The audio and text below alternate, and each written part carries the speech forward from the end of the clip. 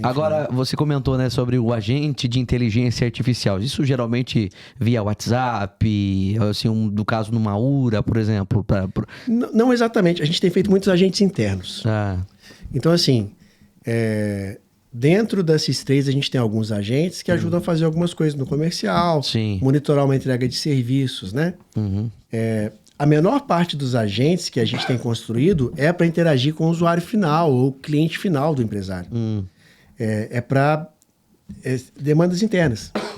Entendi. Para otimizar processos internos ali. Então, por exemplo, um agente que vai fazer análise de crédito, Sim. um agente que vai fazer aprovação de pedidos, um agente que vai fazer análise de risco de estoques. Então, você pode ter um agente... Quem que está olhando para o seu estoque o tempo inteiro para saber cobertura, ruptura, Sim. estoque virtual? Você pode ter um agente que faz isso integralmente 24 horas por dia. Quando a gente falava lá no passado, um passado não tão distante assim, que a inteligência artificial ia acabar com muitos empregos, ia deixar muita gente fora desse mercado. É uma realidade?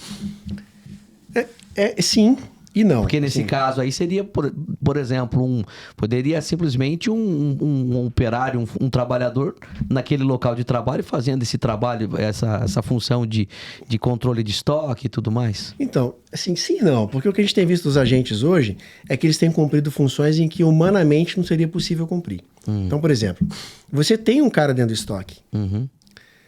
Você tem uma gestão de estoque, mas você não tem uma pessoa 24 horas fazendo essa gestão.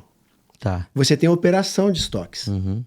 Mas você não tem alguém 24 horas olhando para o seu estoque dizendo assim, ó, existe um risco de ruptura aqui.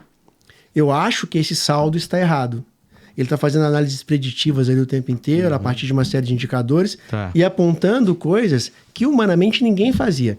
Então, esse primeiro momento que a gente vê é a oportunidade de se automatizar funções que não existiam porque não tinha viabilidade econômica. Tá. Imagina que você tem uma câmera aqui no seu estabelecimento.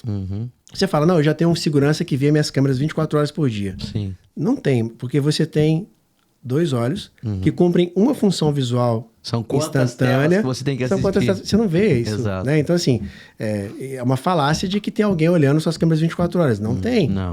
Não tem, né? Com a inteligência artificial, você pode, por exemplo, fazer uma detecção de padrão em centenas ou milhares de telas ao mesmo tempo, né?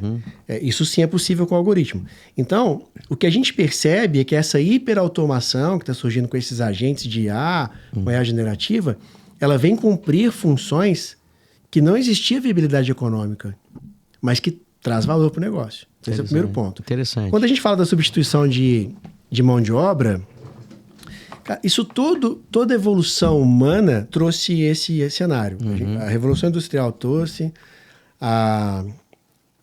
o êxodo rural trouxe, Sim. O início da computação pessoal trouxe, você tinha um datilógrafo, você tinha um assessorista do elevador. Então, assim, historicamente, funções sempre foram substituídas. É notável que a velocidade com que isso tem acontecido está sendo muito maior. Né? Todo ano você escuta falar de uma profissão nova que você não conhecia. Exato. Né? Ou de uma profissão que está ficando extinta. Então, assim, esse ciclo tem sido mais acelerado. Mas, assim, do ponto de vista histórico, historicamente, a humanidade nunca esteve tão ocupada. Né? Então, por mais que a gente tenha passado por ondas de revolução, a taxa de ocupação humana ela tem aumentado. Né? Então, assim, você tem mais pessoas ocupadas.